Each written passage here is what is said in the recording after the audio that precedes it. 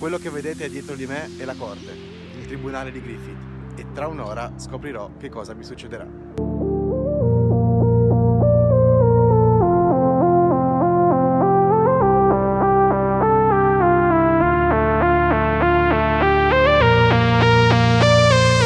Ciao a tutti ragazzi, bentornati su questo canale. Sono appena rientrato dal tribunale, ma prima di dirvi com'è andata, volevo raccontarvi che cosa è successo.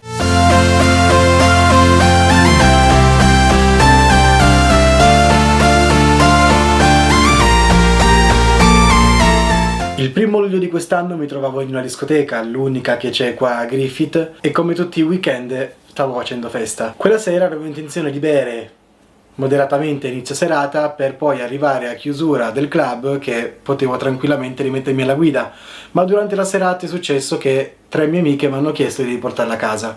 Quindi ho pensato, vabbè, ubriaco non sono, avevo bevuto solamente 2 bicchieri in un'ora e mezza, quindi ho detto perché no?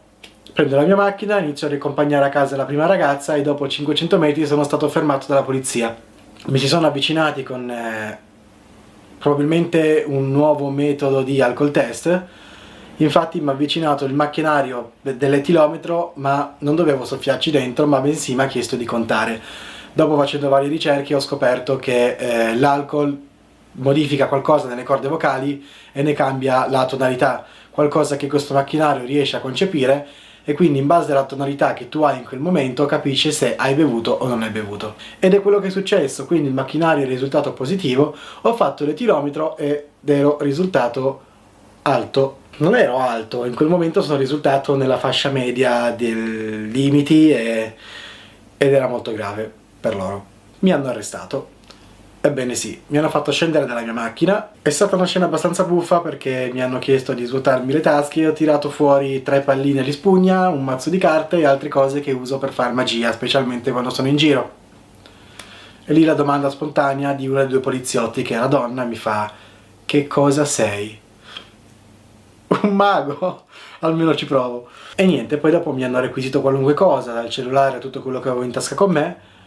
Mi hanno fatto salire nel retro del loro furgone, che era un posto freddo, senza sedili, praticamente sono stato seduto per terra e ogni curva venivo sbalzato da una parte all'altra.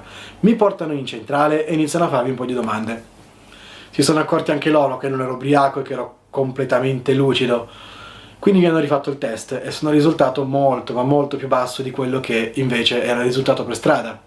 Qua il limite è 0.05, io per strada era 0.088, qualcosa del genere, perciò risultavo alto, ma in centrale ero 0.067, quindi risultavo in low range. Da lì poi ci siamo messi a parlare del più e del meno, mentre continuavano a farmi delle domande che doveva farmi per forza, e mi suggeriva anche lui le risposte. Ha visto che non parlavo benissimo inglese, o meglio, che non lo capivo del tutto, quindi mi diceva: normalmente la gente risponde di sì, oppure dovresti dire di no. Allora io tranquillamente sorridendo, sì, no, ok, e basta. Dopo svariate domande che mi ha dovuto fare la procedura, siamo passati alle impronte digitali. C'era questo computer e mi ha preso le impronte digitali di tutte e 2 le mani e di tutte quante le dita. Una volta fatto questo, ci siamo messi al banco, ha chiamato uno dei suoi superiori e hanno iniziato a compilare una specie di verbale, e dopodiché abbiamo iniziato a parlare di tutto, del più e del meno, del fatto che ero appassionato di magia, e a mia grande sorpresa mi hanno chiesto di improvvisare uno spettacolo di magia, e quindi ho tirato fuori le mie carte, anzi mi sono fatto ridare le mie carte, e niente, ho iniziato ad eseguire una delle mie performance alla poliziotta, dopodiché al loro responsabile. Sono rimasti tutti abbastanza impressionati. Tra una chiacchierata e l'altra mi hanno rilasciato andare senza danni.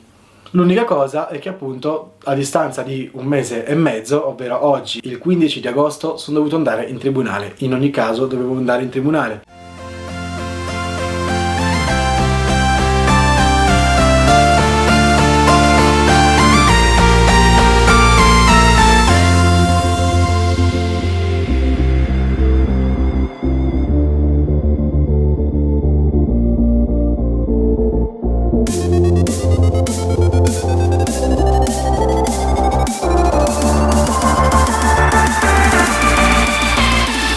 Che cosa mi aspettava fino ad oggi non lo sapevo, ero un po' preoccupato, ho sentito vari gruppi che dicevano probabilmente dovrei pagare una multa che va dai $500, arriva fino a $1000, o no, sicuramente ti tolgono la patente. No, la patente italiana non la possono toccare, questo sappiatelo, a meno che non commettete qualcosa di veramente grave. Come è andata in tribunale?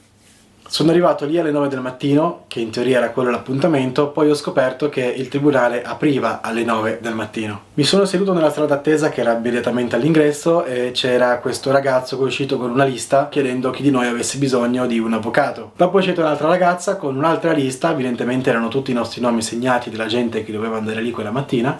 Questa ragazza mi ha chiesto se avevo bisogno di un avvocato, me l'ha ripetuto, io gli ho detto di no e per esserne sicuro mi ha chiesto se ero io a rappresentare me stesso. Dopodiché mi ha chiesto se mi dichiaravo colpevole e anche lì gli ho risposto di sì. E per ultimo se mi serviva qualcuno che mi facesse da traduttore. Ho voluto sfidare me stesso e gli ho risposto no, non mi serve un traduttore. Forse era meglio che lo prendevo perché non ho capito esattamente poi cosa è successo alla fine. Però va bene così. L'attesa è stata molto lunga. Credetemi, molto lunga. Io pensavo appunto che alle 9 del mattino fosse l'appuntamento, in realtà non era così. Dentro c'erano tante persone, molti anziani, non ho capito per quale motivo fossero là dentro, e anche tanti personaggi poco raccomandabili. Ad ogni modo ha iniziato a chiamare un po' di persone, fin quando dopo 4 ore finalmente era il mio turno. 4 ore obiettivamente passate in fretta perché mi sono messo a leggere Il Trono di Spade, libro 2, e quando finalmente hanno chiamato il mio nome sono entrato.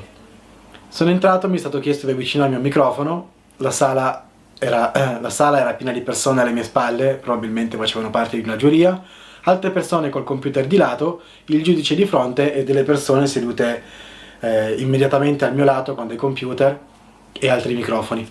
Subito ha ripetuto il mio nome chiedendomi se mi chiamavo così, gli ho risposto di sì. La domanda successiva è stata se avevo la patente internazionale, gli ho risposto che avevo sia quella italiana che quella internazionale, mi ha detto la mia targa, io ho confermato anche quella e dopodiché mi ha chiesto se mi dichiaravo colpevole. All'inizio non ho capito la domanda perché l'ha detto in una maniera così strana, nello slang australiano, che non ho veramente capito nulla di quello che ha detto, quindi una ragazza che era seduta vicino a me mi guarda e mi fa ha chiesto se ti dichiari colpevole. Ah ok, e faccio ah sì cosa? Sì, mi dichiaro colpevole. Dopodiché si è messa a dire altre cose di cui non ho capito né merita mazza, ma nel complesso ho capito che la storia sarebbe finita così. Quindi niente da pagare, nessuna multa, niente ritiro della patente, niente sanzioni in particolare, ma mi ha chiesto di ritornare il 12 di settembre dopo aver seguito un programma. Non ho capito esattamente di che programma sta parlando, infatti adesso dovrò chiamare un numero. Mi è stato consegnato questo foglio, probabilmente è un corso per chiunque abbia infranto il regolamento della strada. Insomma, come potete vedere, le cose qua in Australia funzionano molto bene anche per quanto riguarda queste cose, quindi mi raccomando, se vi dovete mettere alla guida fate in modo che siate sani completamente, perché qua non perdonano. A me mi è andata super bene perché non avevo nessun tipo di precedente, perché risultavo in low range e forse anche perché sono un backpacker. Non lo so, dovrò solamente pagare $150 per questo programma che dovrò seguire e ritornare in tribunale. Tutto qua. Nel frattempo vi comunico che ho finito finalmente i miei 88 giorni nelle fattorie. I miei farm days sono finalmente finiti. Dopo essere stato in tribunale sono andato in un'agenzia per il lavoro chiamato Madec, ho chiesto informazioni a loro perché ufficialmente non ho mai fatto 88 giorni, ma c'è una regola che dice che se lavori 3 mesi consecutivi per la stessa azienda in full time, allora ti contano 88 giorni di calendario, compresi i sabati e le domeniche, e così è stato. L'azienda per cui lavoro ovviamente mi ha calcolato solamente i giorni lavorati, che saranno una settantina, ma l'agenzia mi ha confermato congratulazioni, hai finito i tuoi giorni in farm. Ma di questo ve ne parlerò in un altro video. Grazie a tutti per aver seguito questo video e ci vediamo alla prossima. Ciao!